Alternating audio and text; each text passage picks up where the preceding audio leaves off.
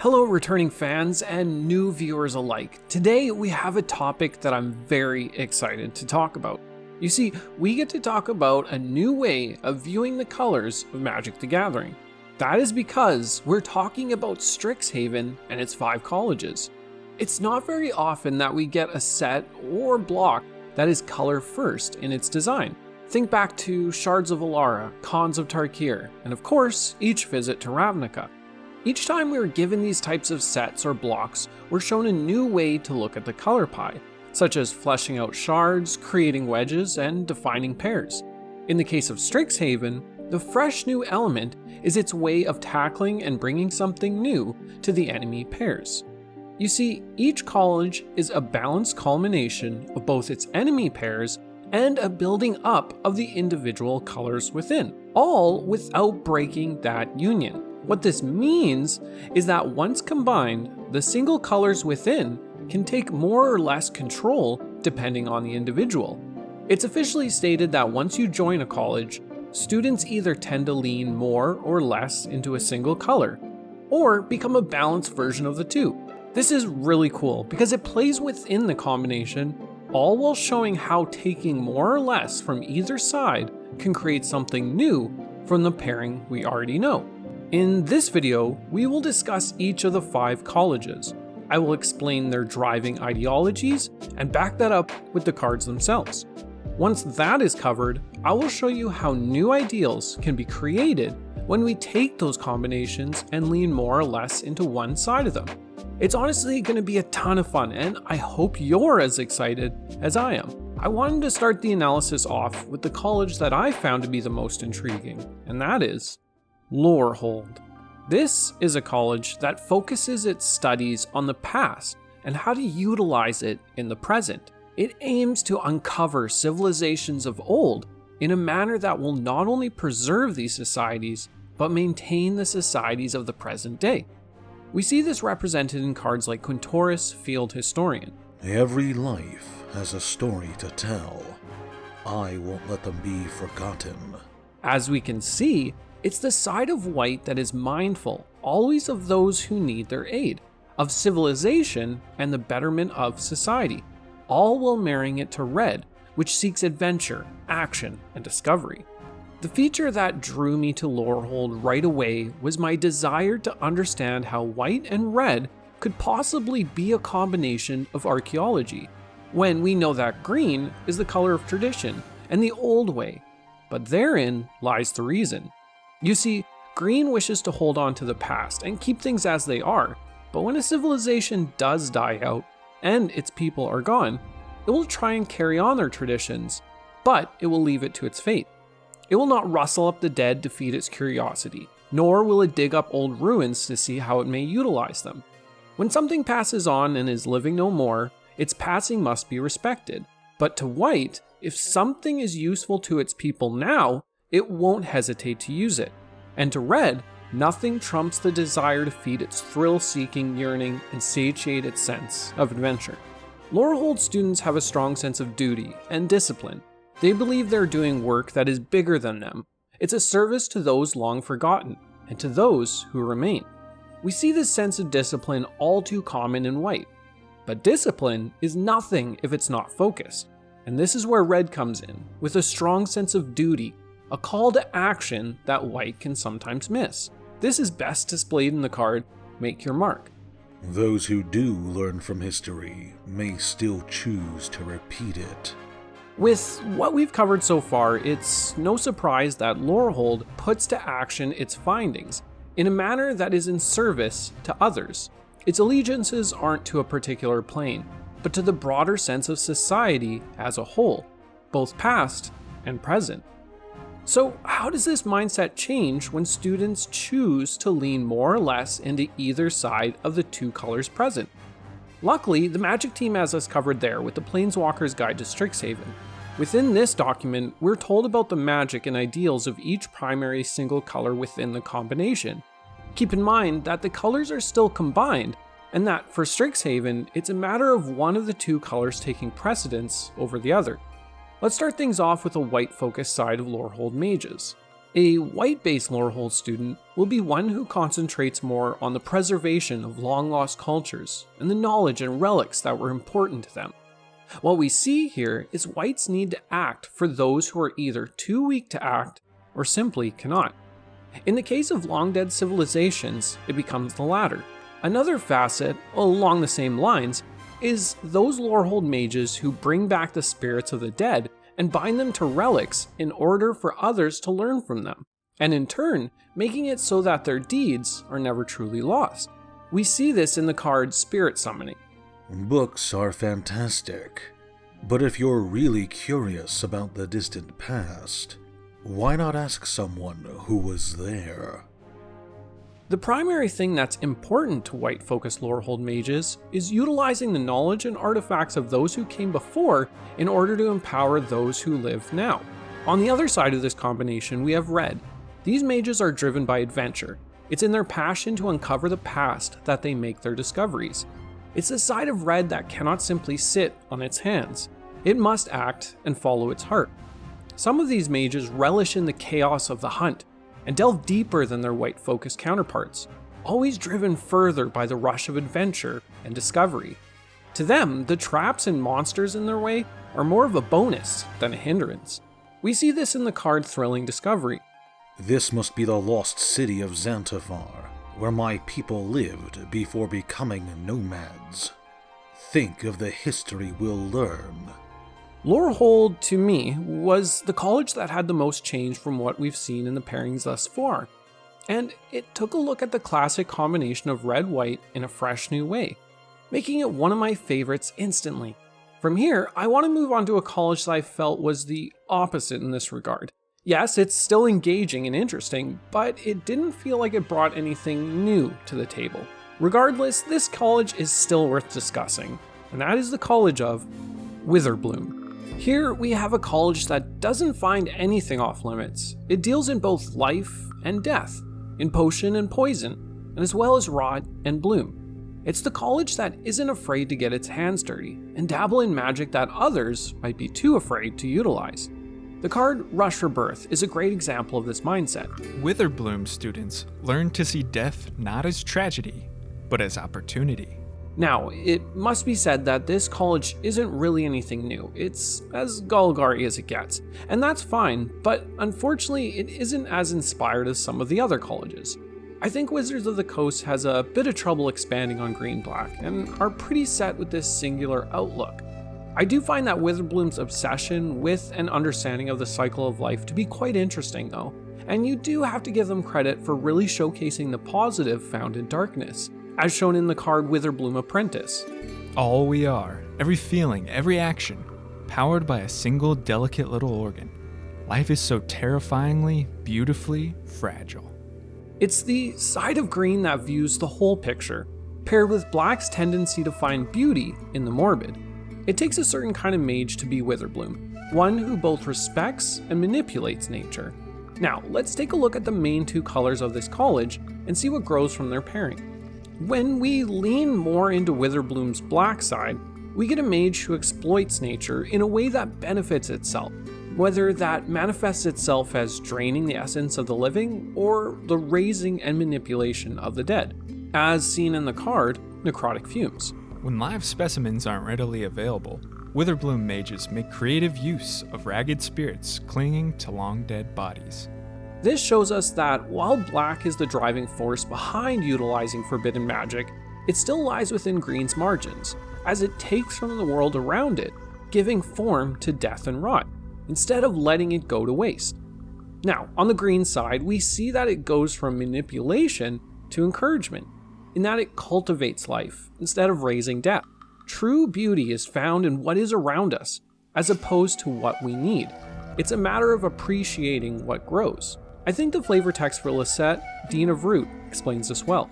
Life is as fleeting as it is vibrant. Embrace the brief blessing of a flower before it withers.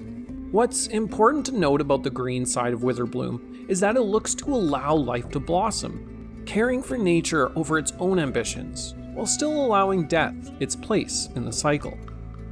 Like I said, in many ways, Witherbloom isn't the most groundbreaking or original school, but it does still contain interesting talking points stemming from the fact that these colleges take on the idea of combinations a bit differently. Let's now move on to the college that probably would have wished to be at the front of the list, and that is the college of Prismari. This is the college of passionate self-expression through magic. It's the combination of both form and fluent chaos. It takes something quite red and gives it the motivating and improvement-focused side of blue. I really enjoyed this interpretation of red-blue over what we've seen in the past, with, for example, the Is It. Prismari shows us that a focus on art and form, when paired with emotion and creativity, can lead to beauty unimagined. I think the flavor text from Expressive Iteration says it all. Prismari students dance in the tension between passion and perfection. We have seen on Ravnica what can happen when red-blue is applied to science, but it's something else entirely when it's applied to the visual arts instead. When I think about the Prismari mage, what comes to mind first is that true art cannot exist without red, but an artist who stands above the rest and is remembered cannot hone its craft without blue. It's the perfect conjunction of strengths that form into a system of magical art that is driven by an insatiable need to express and learn. Let's take a look at the card Rutha, Mercurial Artist, for some insight. Art is never finished, merely abandoned. Now, a balanced Prismari, as impressive as it is not the whole picture. What happens when this balance is shifted more into blue or red? Well, let's find out, beginning with the red dominant Prismari. The red side of the Prismari mage is one that goes all out in the pursuit of self-expression. It leans heavily into chaos and finds inspiration in new experiences. For nothing new can be found when you just practice upon what came before. So instead, they wish to be avant-garde mages who dazzle, delight, and shock. To the red-focused Prismari, playing it safe is not an option. You must let inspiration take the reins and follow each movement, even if you don't know where your body will go. Prismari Apprentice is a card that expresses exactly what I need to say about this ideal. No one ever created great art by playing it safe. Now, what do we get when blue is focused instead? Well, I think it's no surprise that these mages take to training, studying, and the perfecting of their technique above all else.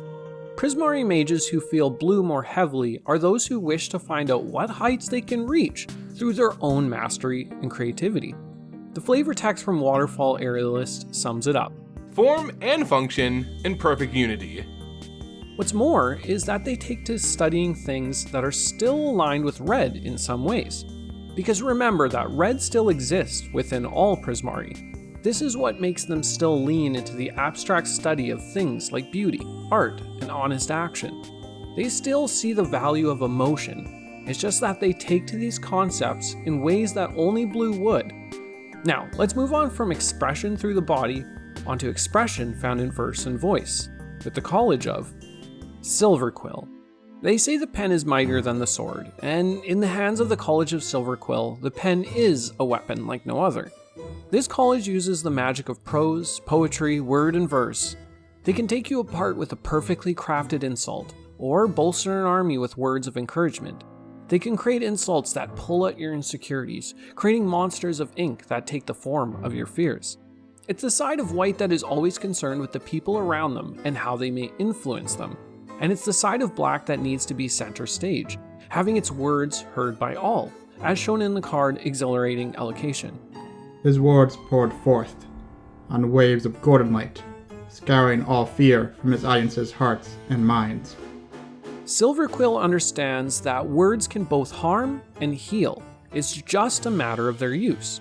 They stand on the perfect duality of human expression, and no matter which side you find yourself on in Silverquill, it is in your words, whether written or spoken, that your power lies. Often the Silverquill train to be leaders, which is no surprise with the combination present. In white, we have a color that does what it can for its people, often raising the strong to lead the weak. And in black, we have a color that is never satisfied sitting idly in the back. It wants to be the center of attention, the one that others look to.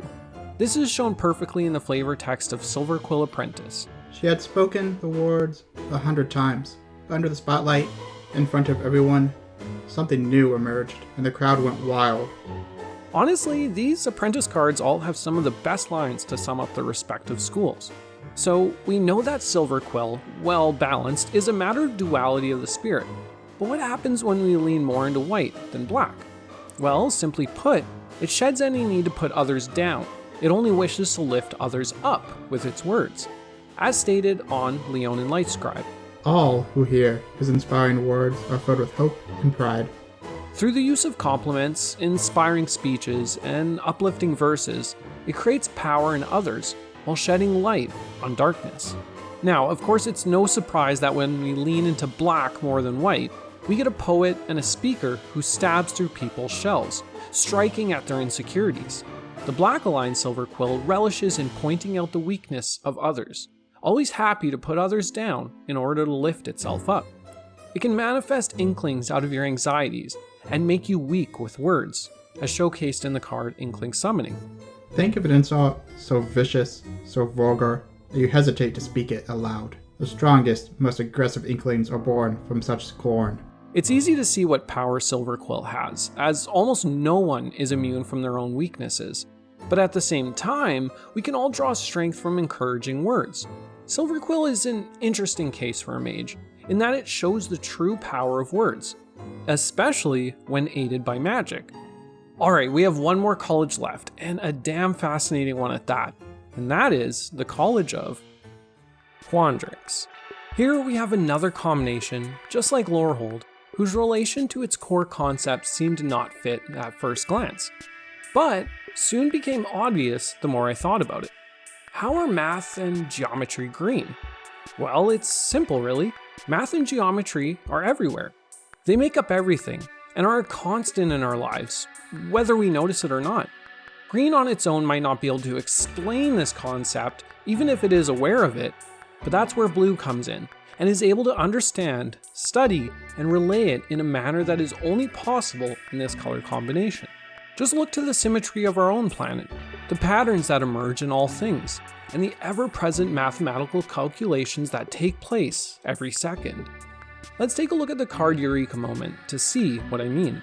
At first, the equations were simply numbers, but in those numbers I saw a story, and in that story I saw a pattern, and suddenly it all fit together.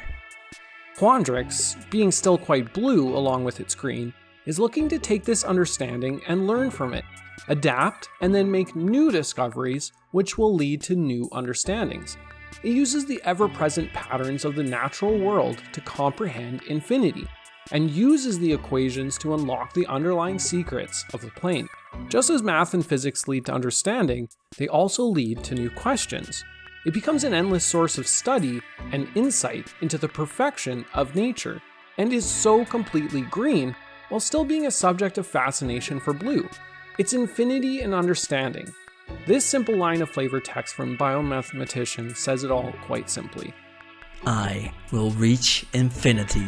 So what then does a Quindricks mage who focuses more on green study? These mages are more concerned with the pursuit of biological perfection. They cause growth and duplication of what nature provides. They look to magic that floats all around us, studying ley lines and the truth of mana itself. It stays within green in that it focuses solely on the tangible, yet it needs to understand the abstract concepts that make everything work.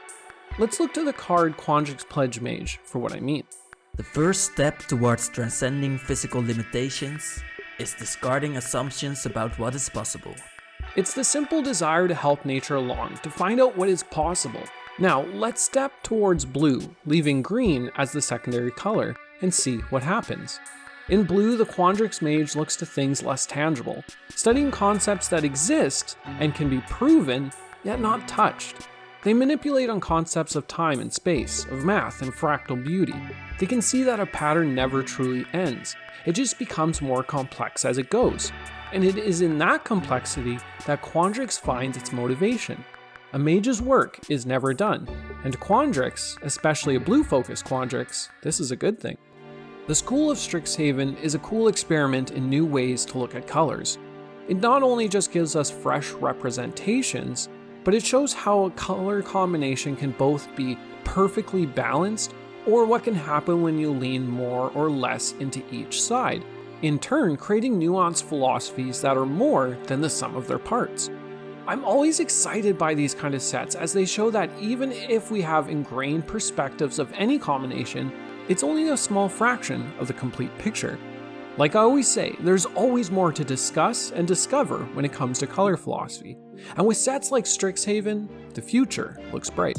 Hey, thanks again for joining me in another one of my dissections and rants about color philosophy.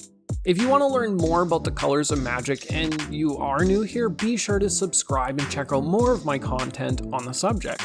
Also, I want to give a special shout out to the content creators who lent their voices for this video. AetherHub, Grey Merchant, Lorebrarians, MTG Loreseeker, and Slow Unpacking. I'm sure you recognize some of their voices that were featured here, but if you don't, be sure to check out their content as well. I'll leave a link to each one of their channels in the video's description. So if you want to feed your magic curiosity, then head down there. With that, I'll catch you in the multiverse. Bye.